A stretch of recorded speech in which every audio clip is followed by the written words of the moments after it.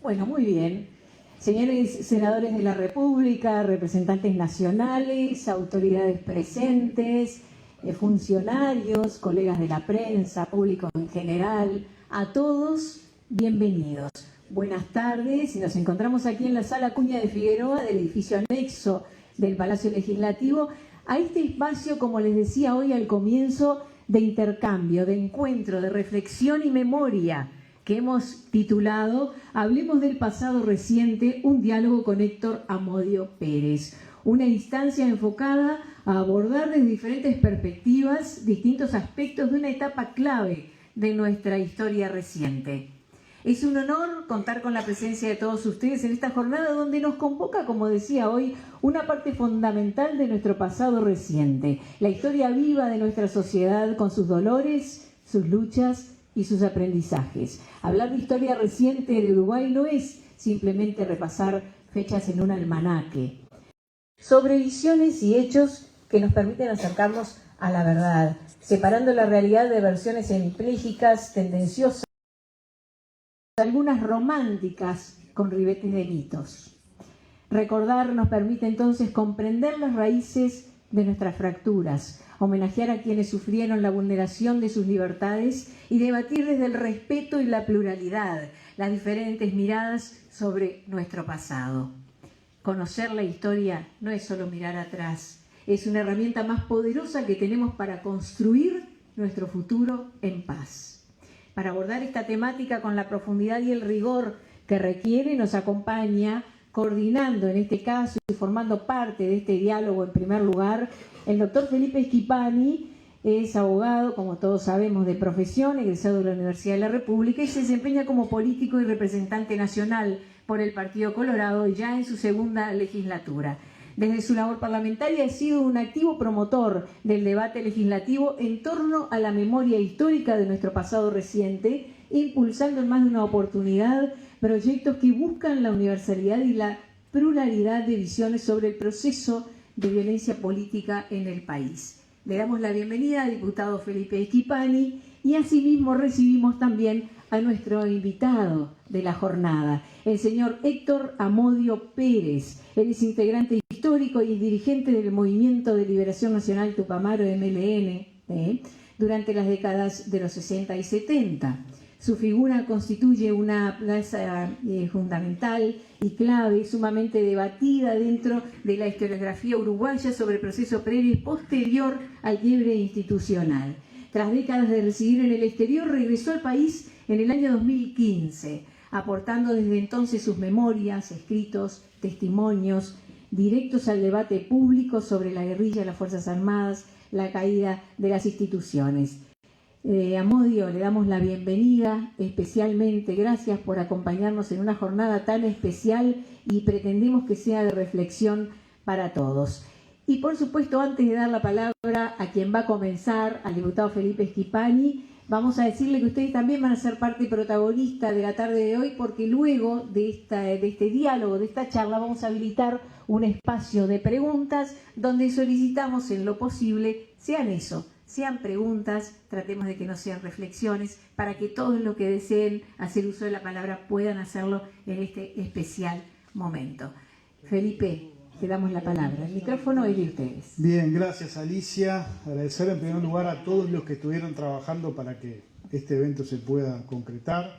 Por supuesto a los funcionarios del Palacio, que siempre han estado muy dispuestos a colaborar, a María, a Ana, a Seba, que formaron parte de la organización. Agradecerle en primer lugar a nuestro invitado, Amodio, que hace tiempo queríamos charlar con él porque creo que tiene cosas muy importantes para contarnos, muy importantes para reflexionar, muy importantes para que formen parte de un debate sobre la historia reciente que le está faltando cierta pluralidad ya hace mucho tiempo. Agradecer por supuesto a los senadores que nos acompañan, el senador Silva, la senadora Bianchi, que siempre están empujando el debate sobre estos temas, a los diputados, el diputado Sanguinetti, el diputado Luis Marcelo Pérez, a la secretaria del Senado y a todos los amigos que se han acercado para llenar el día de hoy, una noche fría de julio, esta sala. ¿Qué nos motiva a esta instancia de hoy, a este debate? Bueno, nos motiva el presente y el futuro, ¿no? Por lo general, cuando recurrimos al debate de los temas históricos, muchos creen que es posicionarse solo en el pasado, tener los ojos en la nuca, pero estos temas son fundamentales porque una sociedad, un pueblo que no conoce a cabalidad su historia, es un pueblo que está condenado a incurrir y a repetir esos errores que tanto daño nos hicieron. Y creo que muchos de los que aquí estamos coincidimos en que la historia reciente del Uruguay se ha construido de una forma desequilibrada, de una forma hemipléjica, que quienes han tenido la capacidad de instalar el relato mayoritario es un relato que no cuenta toda la verdad, es un relato al que le faltan muchos elementos. Y eso, quienes estamos desde siempre, Graciela, Robert, trabajando en los temas educativos, lo vivimos a diario, cómo los centros educativos y las aulas son escenarios de visiones hemipléjicas, visiones falsas de la historia reciente. Y es una lucha que tenemos que dar todos los días.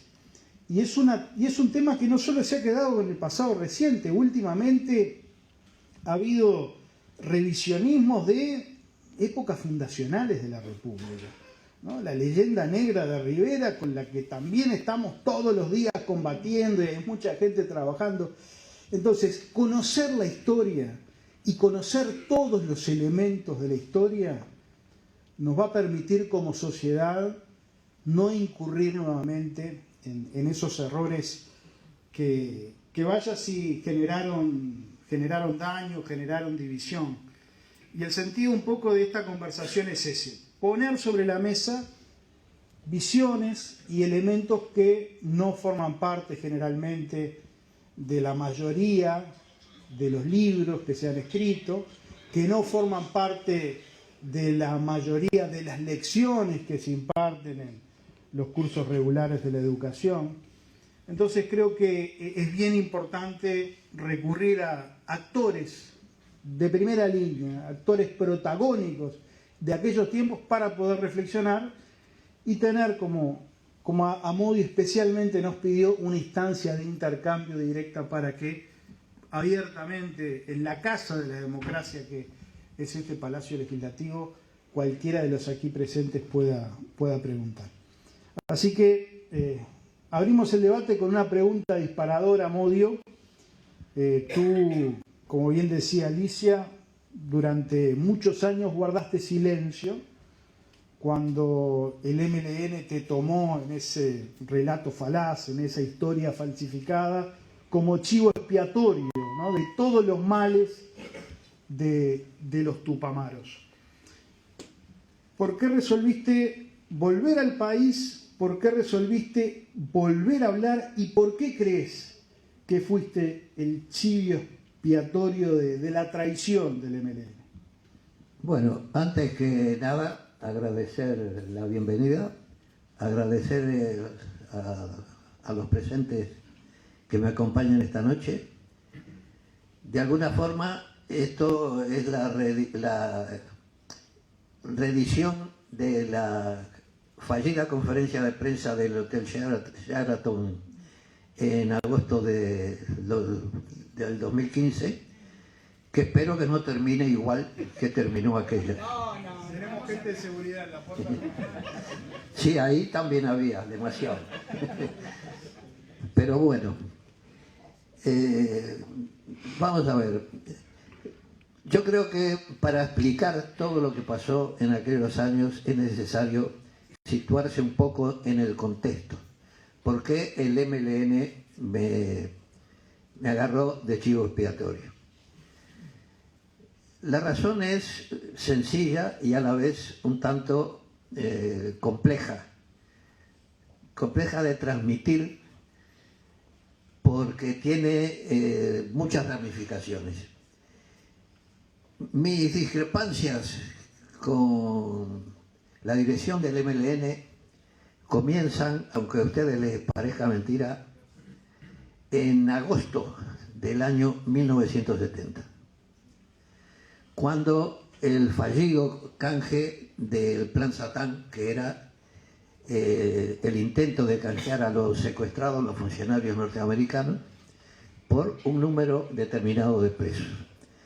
Raúl Sendic, violando un acuerdo de la dirección en la cual yo había participado, en vez de pedir un número reducido de presos para hacerlo viable y haber convertido en un triunfo, entre comillas, político, conseguir un canje en ese momento, pidió la libertad de todos los presos políticos, lo cual era un verdadero disparate, porque dejó al gobierno de Pacheco entre la espada y la pared, no le dejó salida ninguna.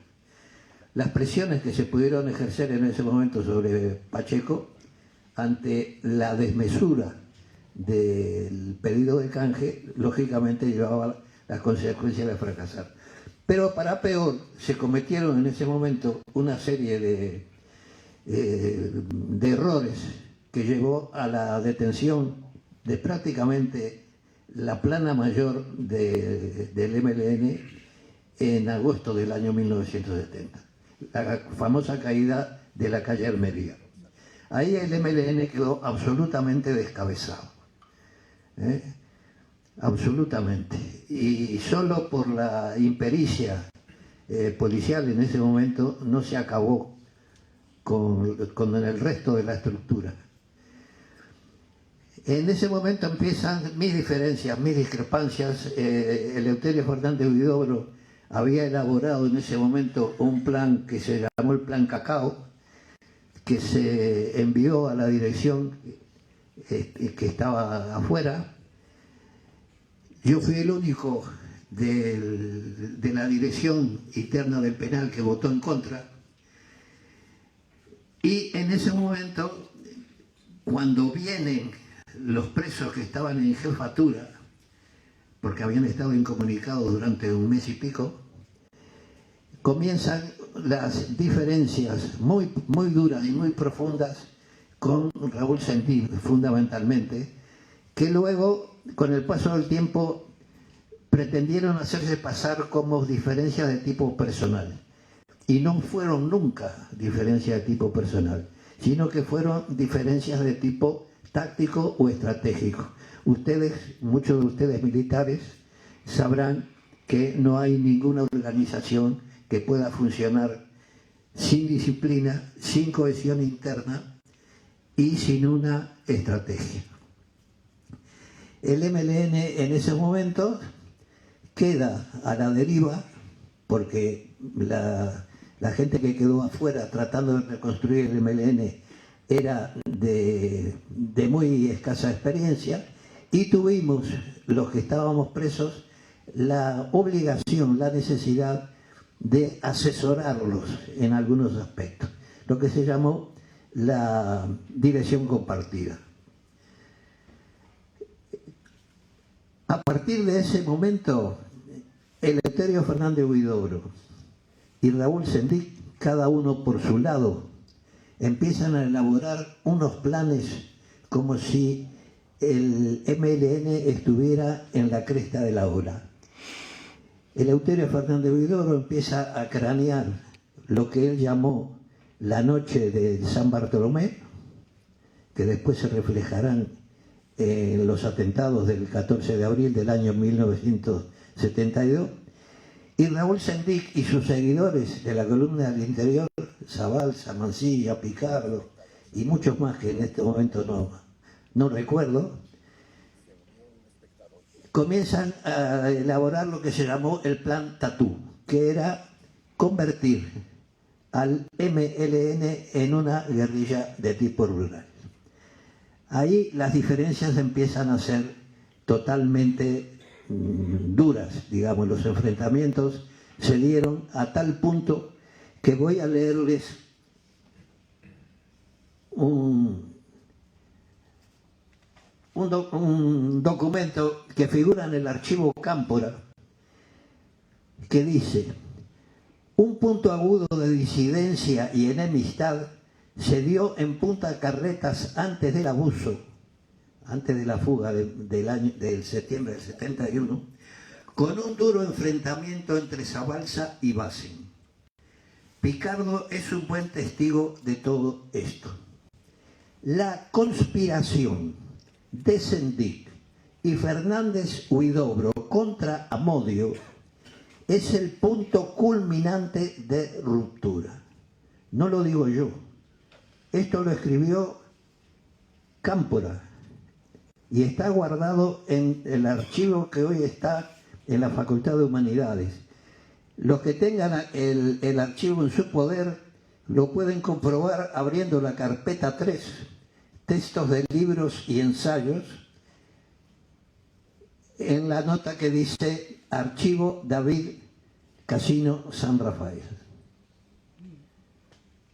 Quiere decir que las discrepancias que yo empecé a mantener en esa etapa llevaron a que Eleuterio Fernández Huidobro y Raúl Sendic conspiraran contra Amodio. ¿Por qué? Porque Amodio no estaba de acuerdo con los planes que el MLN estaba elaborando. Esos planes fueron enviados al exterior y el comité ejecutivo, en ese momento, formado por Mauricio Rosenkopf, Adolfo Bárcena Alanís, Henry Engler y Donato Marrero, los rechazó. No los vio viables. Pero miren ustedes qué pasa.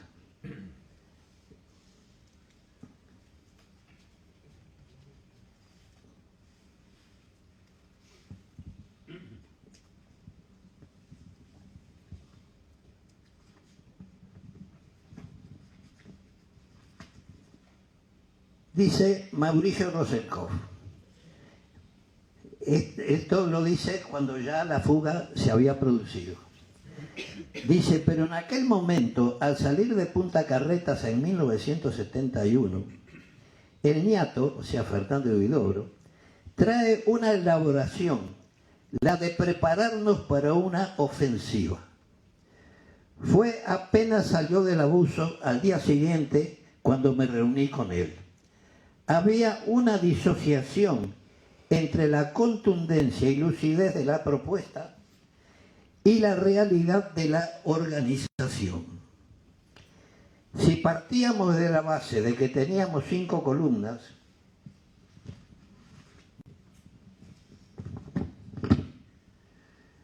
podíamos, simplificando un poco, ponerla sobre un tablero de ajedrez.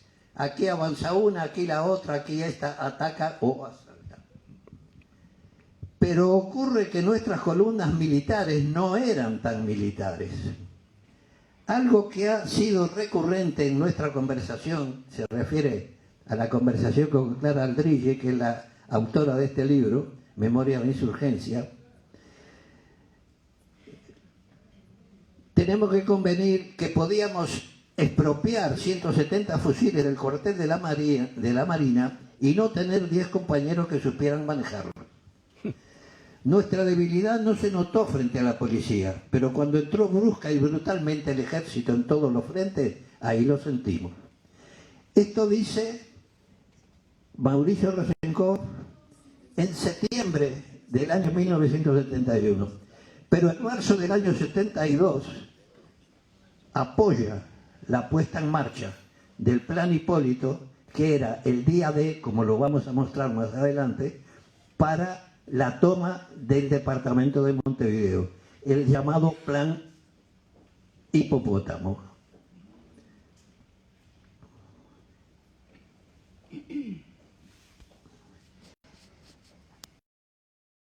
Al Comando General de Montevideo, el Comando General de Montevideo era la polea de transmisión entre el Comité Ejecutivo, la dirección, y los comandos de columna. Yo renuncié porque vi que los planes que se habían elaborado en el año 1970 y 71 dentro de Punta Carretas el Comité Ejecutivo, por la vía de los hechos, estaba dispuesto a llevarla adelante. ¿Por qué? Porque Eleuterio Fernández Huidobro y Raúl Sendic conspiraron contra la dirección. Dieron un golpe de Estado interno en el mes de marzo del año 1972. ¿Me permite, le arrimo el sillón? Una mesa. Vamos a arrimar. No, arrimamos el sillón. Lo arrimamos al fogón.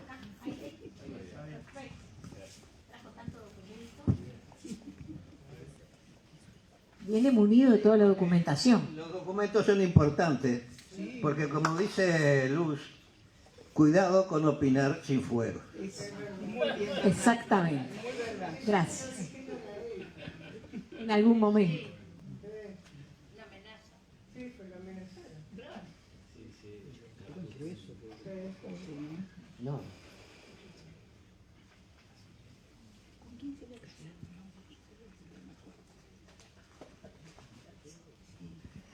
Cuando nos reunimos después del abuso para elegir un nuevo comité ejecutivo,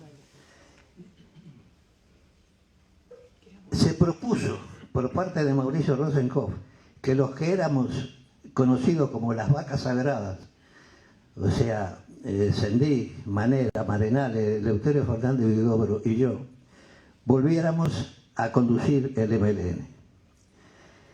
Ni Sendic ni Eleuterio Fernández Huidobro estuvieron de acuerdo. Prefirieron decir que, como no conocían al nuevo MLN que se había formado estando ellos presos, querían integrarse desde los grupos de base para conocer al nuevo MLN. Nosotros le creímos. Pero ¿qué dice el niato? Nos fuimos a la base con el Bebe y algunos compañeros porque no habían sido aprobados los planes que habíamos mandado. El collar, el tatú y otros.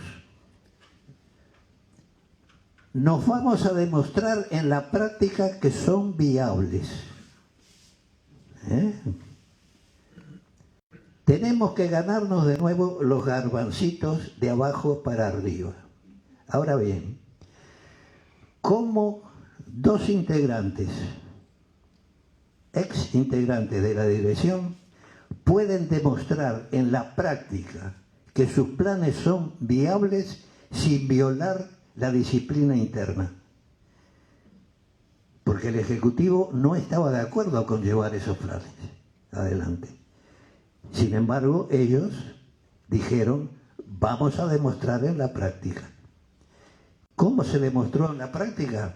Pues a partir de enero de 1972, Raúl Sendic declaró por sí y ante sí la guerra a los ricos y a su brazo armado, el ejército, con la proclama de Paysandú.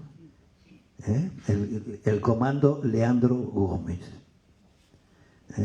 A partir de ahí, la división del MLN está decretada. Yo en ese momento había renunciado al comité ejecutivo y a pedido de los presos de Punta Carretas me estaba dedicando pura y exclusivamente a organizar la fuga que se concretó en abril del año 1972, de la cual fui protagonista porque había sido detenido por un error enorme en la medida de seguridad. El local al que concurría había caído hacía 3 días y nadie se había enterado. Y yo, como un angelito, fui, toqué timbre, me dieron la contraseña, fui, toqué timbre y me apresaron. Esa fuga que se concretó y de la cual yo era responsable, se concretó el 12 de abril del año 1972. Y el 14 se produce lo que el niato llamó la ofensiva, el día D para la toma de Montevideo. El documento donde el niato justifica la puesta en marcha de esos planes. La leímos nosotros en el programa El Cernidor, en los programas 181, 182 y 183. Los que quieran tener esos documentos al completo, pueden, buscando en YouTube esos programas, y los encontrarán. Es a partir de ahí, porque incluso, voy a decirles un detalle que es bastante sintomático, ¿no? Raúl Sendí intentó dejarme preso en Punta Carretas. Estuvo haciendo un sondeo interno para ver qué pasaba si yo, a pesar de ser el responsable de la fuga, me dejaban dentro. Me iban a sacar de la lista de los posibles fugados. No consiguió el apoyo suficiente y yo encabecé la larga lista que recorrió las cloacas desde la calle Porto Alegre y la Rambla hasta la calle Manuel Aero. A partir de ahí las diferencias ya eran irreductibles. Aumentaron con la muerte de los 4 soldados, que se me planteó como una represalia necesaria contra las Fuerzas Armadas para detener las torturas que se estaban produciendo en los cuarteles del interior. Cuando cae la cárcel del pueblo, en la cual yo tuve una participación absolutamente circunstancial, o sea, Bassen me plantea, me dice: negro, te consulto porque se va a producir, la cárcel está por caer, se va a producir una matanza extraordinaria e inútil y yo creo que es mejor entregarlo. Y yo le dije que estaba de acuerdo, pero yo no sabía dónde estaba. El que sabía dónde estaba era Rodolfo Wolf, que fue otro de los llamados a consulta por Adolfo Bassen. Porque Adolfo Bassen sabía que Rodolfo Wolf sabía dónde estaba la cárcel, porque era el responsable del lugar. A mí Cristi me obligó a ir a parlamentar, me dijo: usted se para delante de la ventana y si hay tiro, el primero en caer será usted. Y yo fui, me paré frente a la ventana, traté de parlamentar y a partir de ahí el MLN me condenó a muerte por haber entregado la cárcel.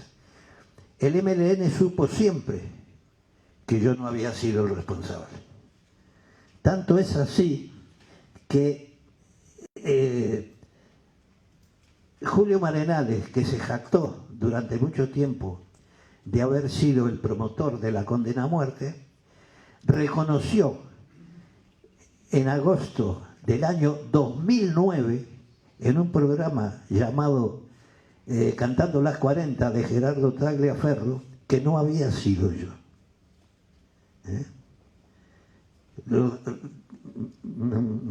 Lo dijo en el año 2009. ¿Por qué? Si Bassen había muerto en 1984, porque lo sabía desde el año 1972. Y lo mantuvieron en secreto. Todo el MLN sabía que yo no había sido. ¿Por qué? Porque el mismo Bassen se encargó de decir. Y Bassen me avisó a mí en el cuartel Florida el 15 de junio del año 1972 y me dijo: negro, yo asumí la mía, pero el cabeza de turco sos vos. Búscate la vida. Y entra ahí mi colaboración con las Fuerzas Armadas. A mí se me había planteado la misma colaboración que había proporcionado Piris Bude. Me dijeron: Piris Bude ya no está en el país, se le ha dado un salvoconducto. Un vaso de agua y a partir de ahí, por las dudas. yo, visto las circunstancias que estaban, había leído todas las declaraciones de los detenidos. Yo no podía decir: acepto tu tu propuesta y no tengo nada que darte, porque la verdad ya estaba absolutamente todo caído, todo entregado. Yo no podía dar ningún dato porque lo que yo sabía ya estaba todo entregado o había caído. Es, sin embargo, a partir de que Basen me dice, yo asumí la mía, pero el cabeza de turco somos, que yo me veo en la obligación y en la necesidad de salvarme. Entonces le planteo al entonces Teniente Méndez, Armando Méndez, le digo, ¿sigue vigente la propuesta tuya? Y me dijo, sí. Digo, bueno, contá conmigo, siempre y cuando incluyamos a la negra. La negra era Alicia Rey, mi compañera. Y a partir de ahí, entre los dos, ordenamos lo que el ejército en ese momento me pidió, que era ordenarle los locales que ya habían sido allanados por las propias Fuerzas Armadas o por la policía. Porque ¿qué pasaba? Caía un Tupamaro en Artigas y proporcionaba 2 o 3 locales o 2 o 3 seudónimos. El S2 de esa unidad llamaba a su amigo de Montevideo, que era S2 en otro cuartel, y ese S2 ponía en marcha el funcionamiento para allanar ese local. Pero ese local, antes o después, es proporcionado por otro que cae en Rivera. Y como las Fuerzas Armadas no llevaban el control de los locales que habían allanado, montaban un procedimiento y muchas veces se encontraron enfrentándose fuerzas de una unidad con fuerzas de otra unidad, aquí en Montevideo. Enfrentamientos que se hicieron pasar como enfrentamientos con miembros del MLN o de alguna otra organización. Y eso fue lo que hicimos. Fue lo que el ejército me pidió y lo que yo hice, junto con Alicia. Pero a partir de ahí se me condenó a muerte. Después, como eso no funcionó porque Basen dijo que era él el responsable, se me acusa de otras cosas. En el libro Mujica, escrito por Miguel Ángel Campodónico, Mujica dice que yo había sido un Tupamaro ejemplar en algunos aspectos, en lo organizativo, etcétera, etcétera.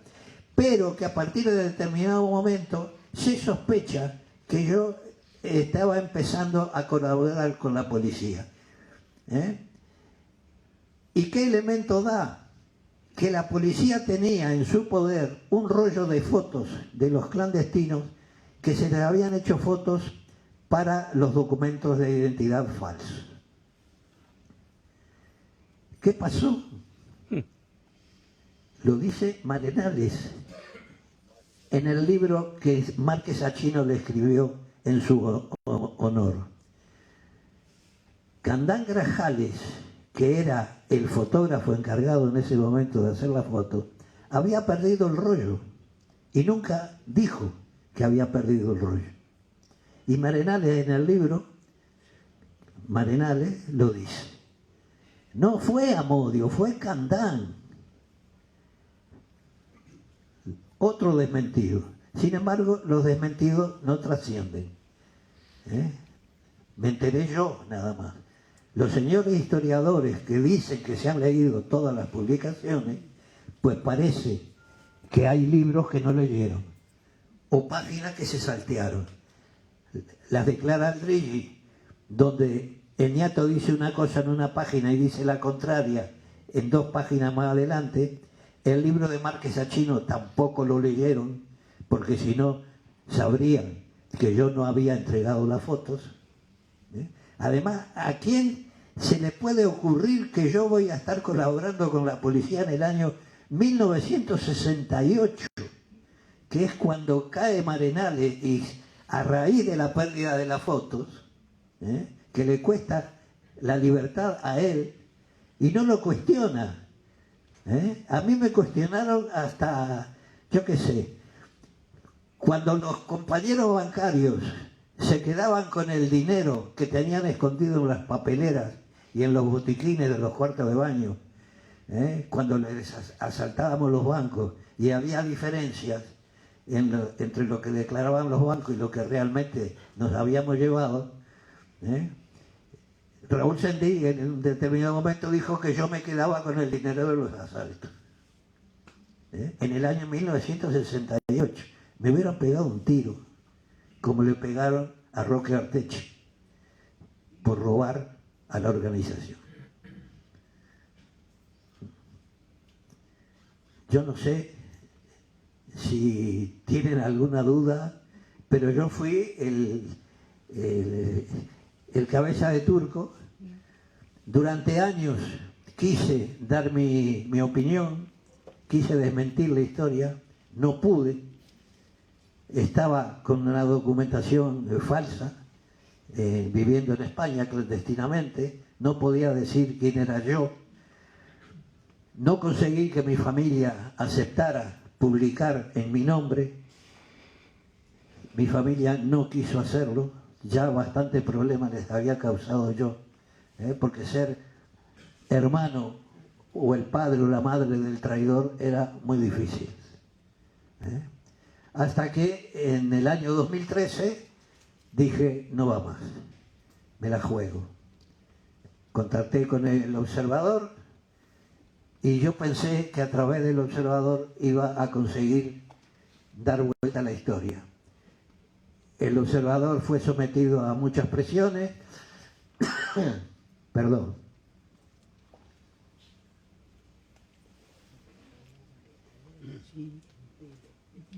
Fue sometido a muchas presiones y no soportó la presión y me quedé solo otra vez.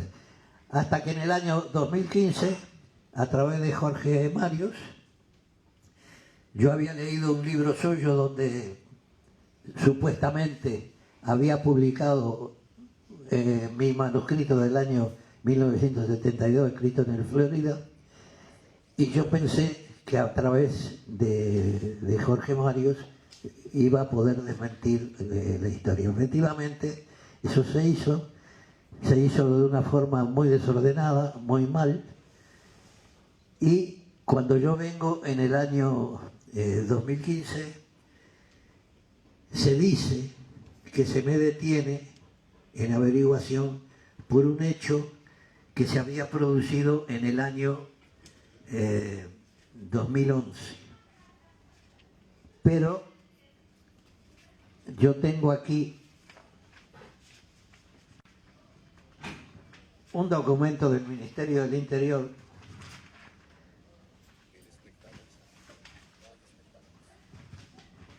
que dice: señora juez letrado de primera instancia en lo penal de 16º turno, por intermedio del presente y en respuesta a su oficio número 488/2015, respecto a que se lleve a cabo la citación de los señores Amodio Pérez, célula tal, y Alicia Rey, concubina de Amodio Pérez, célula tal, a la audiencia dispuesta para el día 27 de julio del año 2015 a las 14, cúmpleme informar que no se logró ubicar a ninguno de los dos.